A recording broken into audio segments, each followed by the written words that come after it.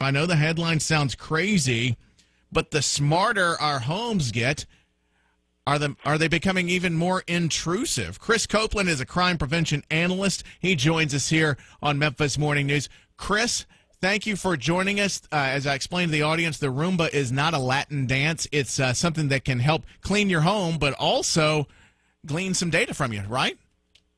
So, yeah, it actually just kind of tracks. It sounds a lot more dangerous than it actually is, but, yeah, it creates a map of your house or your living environment so that it can vacuum better and not bump into things or not try to inadvertently chase your cat or all the things that we normally assume with robot vacuums. But it does create a map of your environment.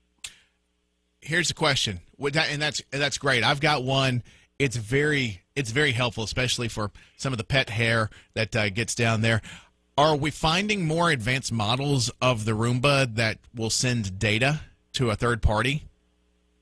So that remains to be in question. Right now, Roomba has not developed any business relationships with people that it could sell data to, but it has not ruled out that option. Okay. So yes, there is. If they haven't ruled out the option, then that means there is data that can be sold, or at least partnered with other companies and other organizations. They just haven't decided to do that yet. See, I'm wondering what they would send that data, or to whom they would send that to, and what they could.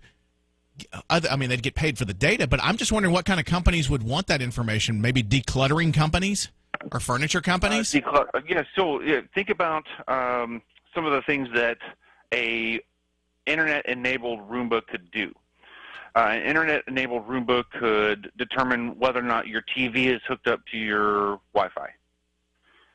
It could determine what kind of Wi-Fi networks you have.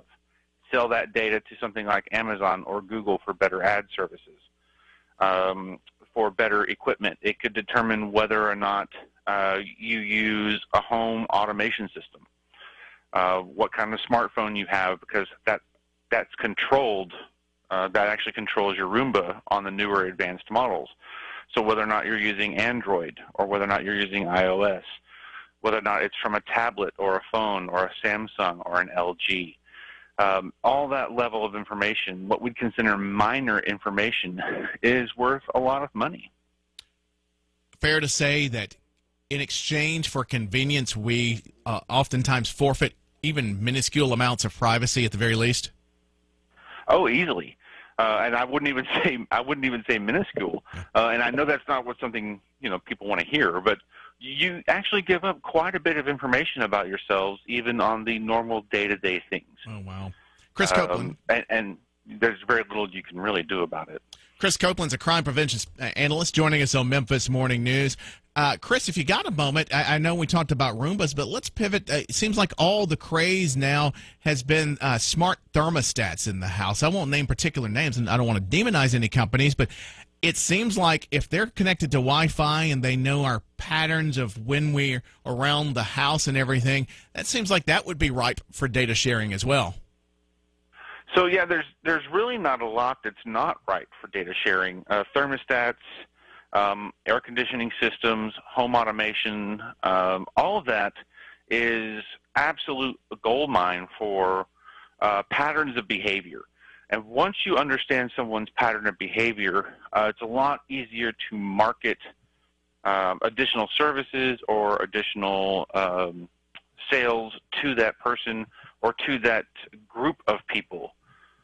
If Google knows that, for instance, you like to watch Netflix between the hours of 6 and 10, then it's more than likely going to try to curb or create ads for you based on that demographic. So, yeah, it's not just thermostats, but that certainly is one of them. And energy use is a multi-billion-dollar industry. Oh, goodness. All right. Chris Copeland, thank you so much for joining us on Memphis Morning News. Please don't be a stranger. We appreciate your time. Hey, thanks for having me. All right. Sure thing. All right. It is 7:21. And, Sherry, did that just blow your mind? The number of things that people now put in a household which share data? I saw your mind.